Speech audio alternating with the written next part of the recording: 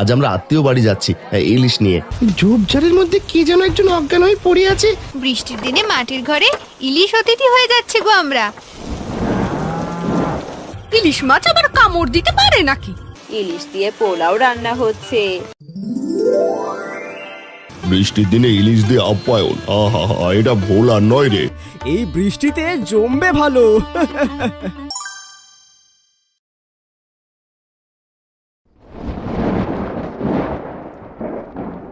কি গো, তোমরা এখনো তৈরি হলে না? আরে ঠাকুমার বাড়ি যেতে হবে তো নাকি? পথে আবার বৃষ্টি নামলে ভিজে একাকার হয়ে যাব।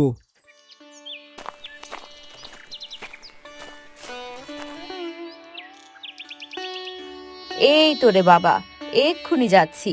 তোর বাবাকে বল একটা ভালো গরুর গাড়ি ঠিক করতে, নইলে এত দূর হাঁটা পথে যাওয়া কষ্টকর হবে।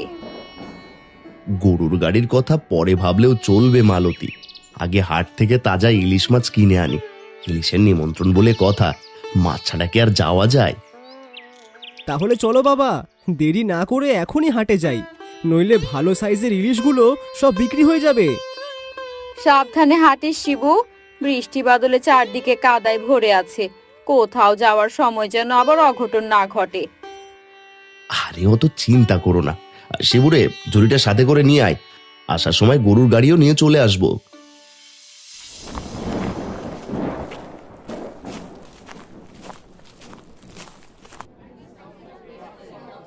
ব্যাপারী ভাই, তোমার ওই ঝুড়িতে বড় সাইজের ইলিশের দাম কত নিচ্ছ গো? আজ আমরা আত্মীয় বাড়ি যাচ্ছি ইলিশ নিয়ে। হারান্দা, আপনার জন্য একদম বিশেষ দাম রাখবো। এই নিন, এক ঝুড়ি তাজা ইলিশ নিয়ে যান, মাত্র 1500 টাকায় একদম নদীর টাটকা ইলিশ। দামটা একটু বেশি হয়ে যাচ্ছে না কাকু? আর একটু কম রাখলে তো আমাদের একটু সুবিধে হতো। শুনেছি বাবা সব সময় আপনার কাছ থেকেই ইলিশ কেনেন। শিবুরে, এর থেকে কম দিলে লস হয়ে যায়। আচ্ছা, ইলিশ অতীত হয়ে যাবি, একদম 1200 দিস আর নিয়ে যা। আচ্ছা ঠিক আছে, এই আমাদের ঝুড়িতে ইলিশগুলো তুলে দাও, আকাশের অবস্থাও খারাপ, কখন যে বৃষ্টি নামে। বাবা শিবু, তুই ইলিশগুলো নিয়ে বাড়ি যা, আমি গরুর গাড়ি নিয়ে আসছি। ঠিক আছে বাবা, তুমি একটু তাড়াতাড়ি এসো কিন্তু, আমি বাড়ি গিয়ে মাকে সব গুছিয়ে রাখতে সাহায্য করছি। তোমার ছেলেটাকে দেখে ভালোই লাগে, আগে তো মেয়েটাকে নিয়ে আসতে, কত বছর হয়ে গেল মেয়েটাকে আর পেলেই না। আমি ওপরওয়ালার ওপর ভরসা রাখি, আমার বিশ্বাস আমার তিন্নি ফিরে আসবেই আসবে। আমরাও তাই চাই গো।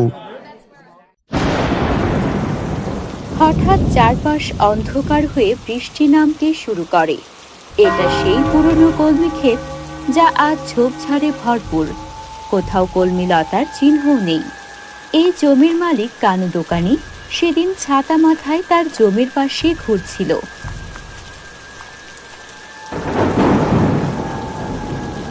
এই দিকটায় জঙ্গল সাফ করতে হবে।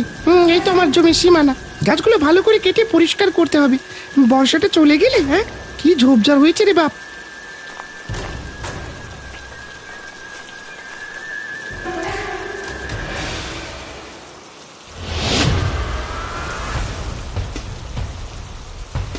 আরে এ কি, ঝোপঝাড়ের মধ্যে কে যেন একজন অজ্ঞান হয়ে পড়ে আছে, ভালো করে দেখতে হবে তো মেয়েটাকে। কানু দোকানি মেয়েটার চোখে বৃষ্টির জল ছেটায়, আর তৎক্ষণাৎ সে চোখ খোলে আর উঠে বসে। মাথাটা কেমন যেন ঘুরছে। আমি কোথায় এলাম? আর আপনি আপনি কে বলুন তো? মা জননী, ভয় পেও না, আমি এই গ্রামেরই লোক, শহরে থাকি, মাঝে মাঝে গ্রামে আসি। তুমি এখানে কিভাবে এলে? আর তোমার নাম কি? নাম বলো তোমার। আমার আমার ঠিক কিছু মনে পড়ছে না কাকা।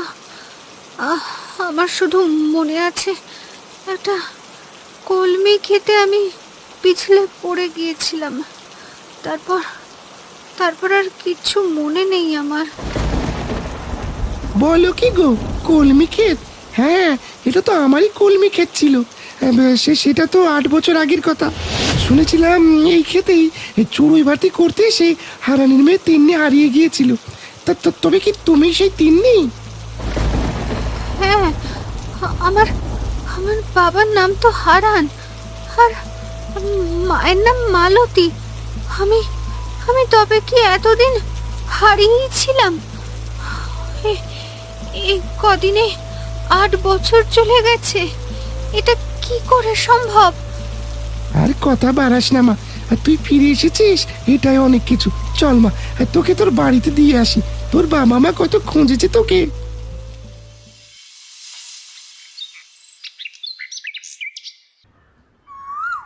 শিবু, একা ফিরে এলি কেন রে?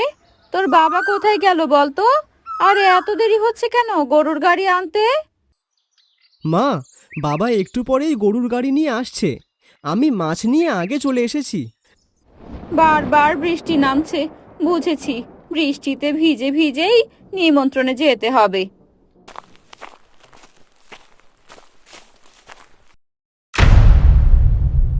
ও মালতী বউ, দেখো দেখো, একে চিনতে পারো কিনা? 8 বছর আগে যে মেয়েকে হারিয়েছিলে, আজ সে ফিরে এসেছে।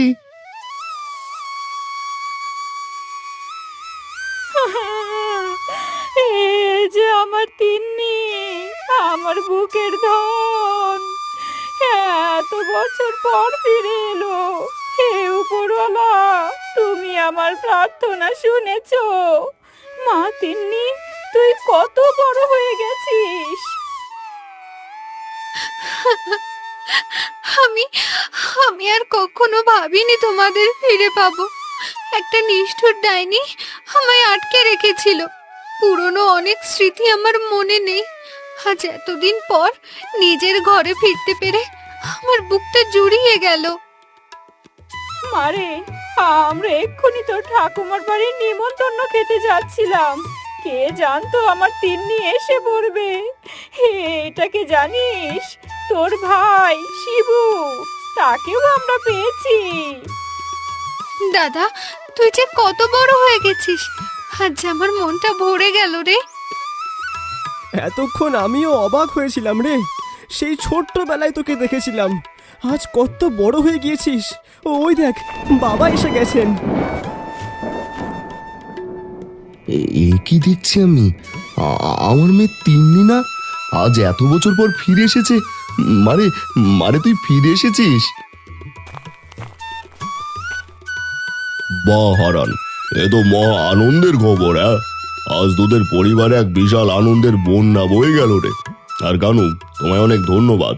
তুমি না দেখলে হয়তো তিন্নিকে পাওয়া মুশকিল হতো। বাবা, তোমরা আমায় কেন আরো আগে খুঁজে বের করলে না? আমার জীবনের কতগুলো দিন তোমাদের ছাড়াই চলে গেল। মারে বিশ্বাস কর, তোর বাবা তোকে অনেক খুঁজেছে, কোথাও পাইনি। হাই হাই, আগে ঘরে চল। শুনেছিস রে গদাই, এই তিন্নি নাকি ফিরে এসেছে, অনেক বড় হয়ে গেছে দেখছি। হ্যাঁ গো হারুদা, আমিও দেখে এলাম। অনেক রূপবতীও হয়েছে বটে। যাই হোক, ভালোই ভালোই ফিরে এসেছে, এটাই ভালো। ভালো তো হবেই, হাজার হোক তোমার ভাতিজি বলে কথা। আমি ভাবছি অন্য কথা। বেটা হারানের এখন আরো শক্তি হয়ে গেল। এটা তুমি ঠিক বলেছ। এখন ওদের সাথে লাগতে গেলে সহজে ছাড় পাওয়া যাবে না। গদাই রে, আমার নামও হারু। আমার কুট বুদ্ধির কাছে কেউ টিকে থাকতে পারবে না। দেখতে থাক। এদিকে হারানের বাড়ি অনেক মানুষের ভিড়। সকলেই তিন্নিকে দেখতে এসেছে। সাবধানে যাস রে তিন্নি। এই যে হারান, নিমন্ত্রণে যাচ্ছিস ভালো কথা। তিন্নিকে দেখে দেখে রাখবি কিন্তু। ঠিক আছে মোড়ল মশাই, আমার আদরের মেয়েকে আর হারাতে দেব না। ও মোড়ল কাকু, আপনিও চলে আসুন না আমাদের সাথে। বৃষ্টিতে ইলিশের নিমন্ত্রণ বলে কথা।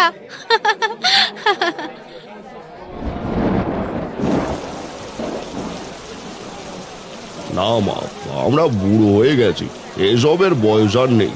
এই তো আবার বৃষ্টি পড়া শুরু হয়েছে, আর দেরি করিস না। দেখেছো কাণ্ড, বুড়ো মোড়লের যত আদিক্ষেতা সবই গরিবের বাড়িতে এসে শুরু হলো দেখছি। যাও যাও, ইলিশের নেমন্তন্ন বের করছি, দাঁড়াও।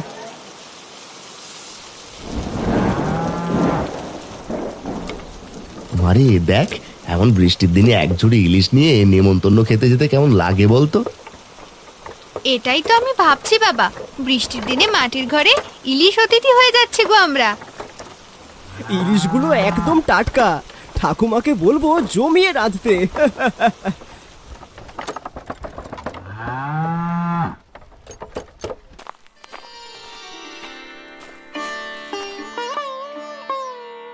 কে রে, উঠানে গরুর গাড়ি থামালো, এত লোকজন একসঙ্গে কোথা থেকে এলো গো?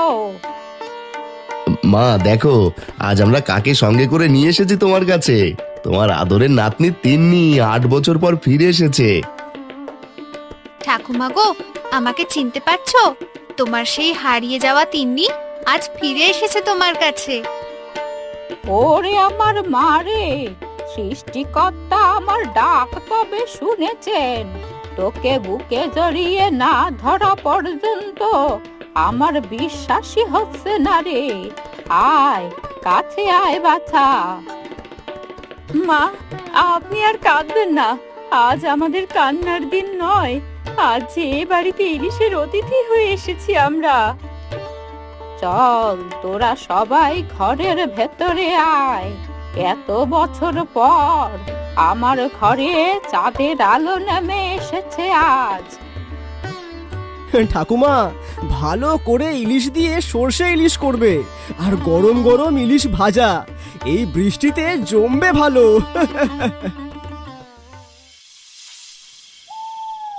ও মিনতি দিদি, জানো কি কাণ্ড ঘটেছে গ্রামে? হ্যাঁ, হারানের হারিয়ে যাওয়া মেয়ে তিন্নি নাকি রূপবতী হয়ে হঠাৎ ফিরে এসেছে। বলিস কি রে হারু, এতদিন পর একা একটা মেয়ে কিভাবে ফিরে এলো রে? আর তুই এত খবর কোথায় পেলি? কি যে বলো দিদি, গ্রামে তোলপাড় হয়ে গেল আর তুমি কিছুই শোনোনি। শুধু তাই নয় গো, আসার সাথে সাথে এই মোড়ল মশাই নিজের টাকা দিয়ে ওদের ঠাকুমার বাড়ি নিমন্ত্রণ খেতে পাঠিয়ে দিয়েছেন। আর তাও আবার দেখলাম 1 ঝুড়ি ইলিশ নিয়ে গেল। সে কি কথা রে, আর তো সহ্য হচ্ছে না রে। যে মেয়ের জন্য এত কিছু করলাম, এত বছর পর ফিরে এসে তারা সুখে থাকবে, ইলিশ কিনে নেমন্তন্ন খেতে যাবে, তা তো হতে দেওয়া যায় না। সেটাই তো বলছি দিদি, আমাদের সহ্য হচ্ছে না ওদের এই বাড়াবাড়ি দেখে। কিছু একটা তো আমাদের করা দরকার এখনই। দেখি আজ ওদের ইলিশ খাওয়ার আনন্দ কেমন করে মাটি করা যায়।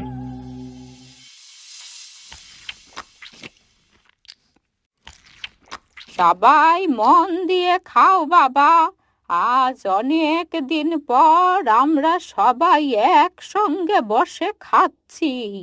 কিরে তিন্নি, মাছের তরকারিটা কেমন হয়েছে রে?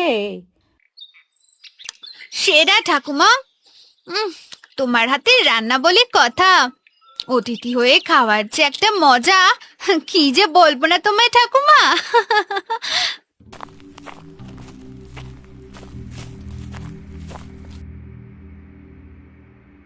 আরে ঠাকুমা, আমরা এই পথ দিয়ে যাচ্ছিলাম, তাই ভাবলাম একটু ঘুরে যাই তোমাদের বাড়ি থেকে, আর তিন্নিকেও একটু দেখতে এলাম।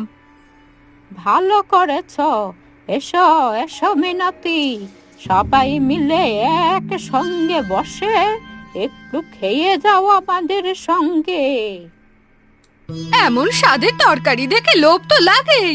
ঠিক আছে, বসে পড়ি তবে। মিনতি বৌদি, আমাদের ঝিলের টাটকা ইলিশ কিন্তু, হ্যাঁ খেয়ে দেখো, বেশ সুস্বাদু।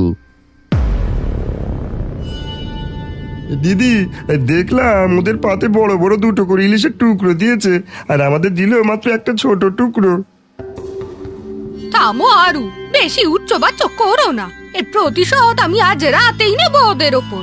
আগে চুপচাপ যা পেয়েছো খেয়ে নাও। রাতের বেলা কি করবে গো দিদি? আজ রাতে ওই মাছ ভর্তি হাড়ি চুরি করতে হবে। ইলিশ নিমন্ত্রণ বের হয়ে যাবে একেবারে। ওরে বাবা, এদের ভাবসাব তো ভালো নয়, কোনো একটা বড় চক্রান্ত করছে এরা। তিন্নি, ওদের কেমন জানি লাগছে আমার কাছে। হ্যাঁ দাদা, কথা চেহারায় কেমন একটা সন্দেহের ছাপ ভেসে আছে। আমাদের সাবধান থাকা দরকার আজ রাতে। তিন্নি আর শিবু খাওয়া শেষ করে সেখান থেকে উঠে পড়ে। তারা একটা নদীর ধারে গিয়ে কথা বলতে থাকে। জানিস তিন্নি, মিনতি কাকিমা আমাদের ইলিশের ঝুড়িটা চুরি করবার পরিকল্পনা করছে। আমি খেতে বসে ওদের কথা শুনে ফেলেছি। এতক্ষণে বুঝেছি এত দূরে তারা কোনো মতলব ছাড়া আসেনি। এরা সব সময় আমাদের পিছনে লেগে থাকে। আজ এদের একটা শিক্ষা হওয়া দরকার। দেব দেব, ভালোভাবেই শিক্ষা দেব।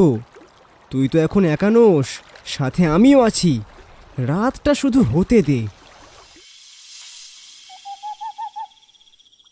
মা, আমরা কাল পরশু চলে যাব। দুদিন তো অতিথি হয়ে থাকলাম, বাড়িতে অনেক কাজ পড়ে আছে। এসেছিস যখন যাবি তো। আমারও একা একা এখানে ভালো লাগে না রে বাবা। একদিন তোদের ওখানে যাব।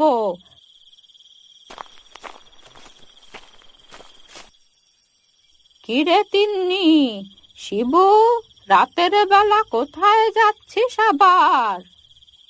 ঠাকুমা, তোমরা শুয়ে পড়ো।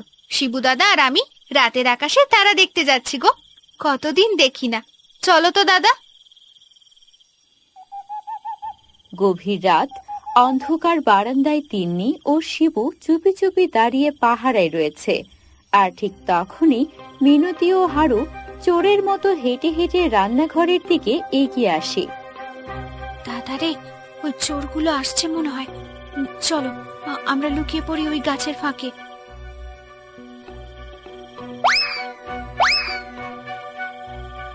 চিন্তা করিস না তিন্নি, আমি রান্নাঘরের হাঁড়ির ভেতর ওই জ্যান্ত শিং মাছটা রেখে এসেছি। রান্নাঘরে ঢুকতে দে, খালি মজা টের পাবে। চল হারু, জলদি হাত বাড়া তো। ওই ইলিশ মাছের হাঁড়িটা দেখা যাচ্ছে। তুলে নিয়ে চম্পট দিয়ে এখান থেকে। দিদি, আমি তো দেখেছিলাম ঝুড়ি ভর্তি ইলিশ, হাঁড়ি ভর্তি নয়। হাঁড়িতে কি মাছ আছে? তুই সব সময় বেশি বুঝিস। দেখ তো হাড়ির জল কেমন নড়ছে। তাড়াতাড়ি কর রে বেটা হারু, নয়তো ধরা পড়ে যাব। হারু যেই না হাড়ির ভেতর হাত ঢোকায়, অমনি হাড়িতে রাখা শিং মাছের কাঁটার আঘাতে হারু চিৎকার দিয়ে ওঠে।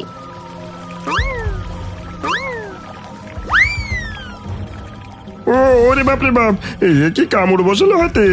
আমার হাত গেল রে। ও দিদি, আমায় বাঁচাও। চুপ কর বোকা, ইলিশ মাছ আবার কামড় দিতে পারে নাকি? জোরে চিৎকার করিস না বলছি, নইলে বাড়ির সবাই জেগে উঠবে এখনই। ওরে বাবা, এগুলো ইলিশ না গো, আজ তো একটা শিং মাছ। তুমি থাকো, আমি এখনই পালাই। আমার আর ইলিশ খেতে হবে না। এই কে রে, রান্নাঘরে কথা বলছিস? মা ওঠো, রান্নাঘরে বোধহয় চোর এসেছে। কাম সেরেছে, ইলিশ চুরি করতে এসে ধরা খেয়ে গেলাম নাকি? মিনতি যেই না দৌড় দিতে যাবে, তিন্নি আর শিবুর বেঁধে রাখা দড়িতে ধাক্কা খেয়ে দুজনে কাদার গর্তে পড়ে যায়। পুরো শরীর তাদের কাদাতে ভরে থাকে। ও সর্বনাশ! আহা, আমার সব শাড়ি কাদা আর কালিতে একাকার হয়ে গেল রে। ইলিশ খেতে এসে নিজেরাই যে ভূত হয়ে গেলাম রে। এই সবটাই বেটা হারুর কাজ। শুধু হারু কাকার দোষ একার নয়, আপনারও মনে লোভ ছিল, নয়তো অন্য গায়ে এসে কেউ ইলিশ চুরি করে।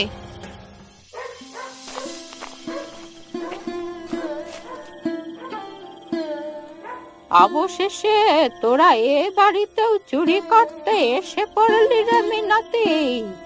আর হারুর কথা কি বলবো? ছি হারুদা, সামান্য ইলিশের লোভটাও তোমরা সামলাতে পারলে না। আমি বুঝি না তোমরা অন্যের সুখ দেখতে পারো না কেন। এই জন্যই তো আমরা আগে থেকেই টের পেয়ে এই ফাঁদটা তৈরি করে রেখেছিলাম। যাক, শেষ পর্যন্ত আমাদের পাতা ফাঁদে আটকেছে। তোরাও পারিস বটে, চোর থাকতেও যেন দুষ্টুমি করেছিস, বড় হয়েও তেমনি থেকে গেলি। মা গো, বাবা মার কাছে সন্তানরা কখনো বড় হয় না। আমি সেই আগের দিনই রয়ে গেছি। হারান, আমাদের ক্ষমা করে দাও। এমনিতেই মাছের কামড়ে আমার অবস্থা খারাপ। আমি নাক মলছি, কান মলছি। এই মহিলার সাথে আমি আর নেই। চোরেদের এরকম শাস্তি হওয়া দরকার। আজ কাদামাখা অবস্থা এভাবেই থাকো, কাল মোড়ল মশাইকে খবর দিয়ে এনে এর বিচার করব।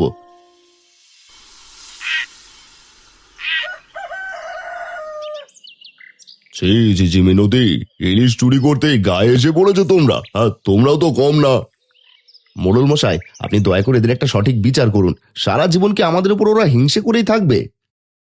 ঠিক আছে হারান, আমি এর উপযুক্ত বিচার করছি, এখনই সবার সামনে দাঁড়িয়েই। সকলের সম্মুখে বলছি, মিনতি ও হারু চুরির চেষ্টার অপরাধে হারানকে 500 মোহর জরিমানা দেবে। মরণ মশাই, আমাদের ক্ষমা করে দিন, ভুল হয়ে গেছে আমাদের, আর কোনো দিন এমন করব না। দয়া করো মোড়ল ঠাকুর, আমাদের মাফ করে দিন এই যাত্রা মতো। আমরা গরিব মানুষ, এত জরিমানা দেবো কিভাবে? ক্ষমা তোদের দেওয়া যাবে, তবে শর্ত আছে। হারানের পরিবারকে তোরা নিজের টাকায় আবার 1 জুড়ি তাজা ইলিশ কিনে দেবি। তা করব, আমরা আজই বাজার থেকে 1 জুড়ি ইলিশ নিয়ে এই ঠাকুমার বাড়ি ফিরবো। এই, আমরা চললাম ইলিশ কিনতে। মোড়ল মশাই, ওদের শাস্তি তো হলো, এখন আপনি যেতে পারবেন না। আজ ওদের আনা ইলিশ দিয়ে এ বাড়িতে অতিথি আপ্যায়ন করা হবে।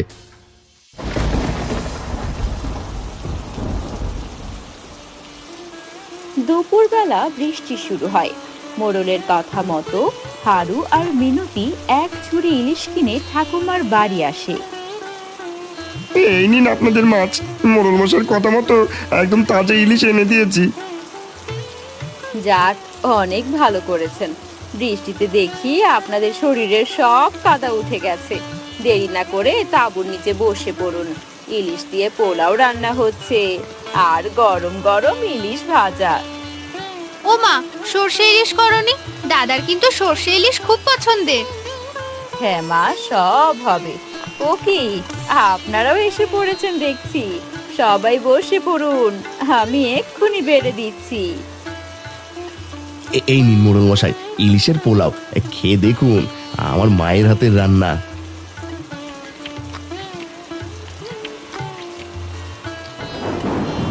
আহ, কি স্বাদ রে হারান! বৃষ্টির দিনে ইলিশ দিয়ে আপ্যায়ন, আহা, এটা ভোলার নয় রে। ও হারু কাকু, মুখ গোমরা করে বসে আছো কেন? তোমাকে শিং মাছের তরকারি দিয়েছি, খেয়ে দেখো কত স্বাদের হয়েছে। ওরে বাবা, আবারও শিং মাছ? আমি শিং মাছ খাবো না। কালকের কথা মনে পড়লেই কেমন ঝপ করে ওঠে। আজ বৃষ্টির দিনে আপনারা সকলেই আমাদের অতিথি, সকলেই পেট ভরে ইলিশের তরকারি খান। কি গো, তোমরা বসে আছো কেন? খাওয়া শুরু করো। আমার পাগলি মেয়ে।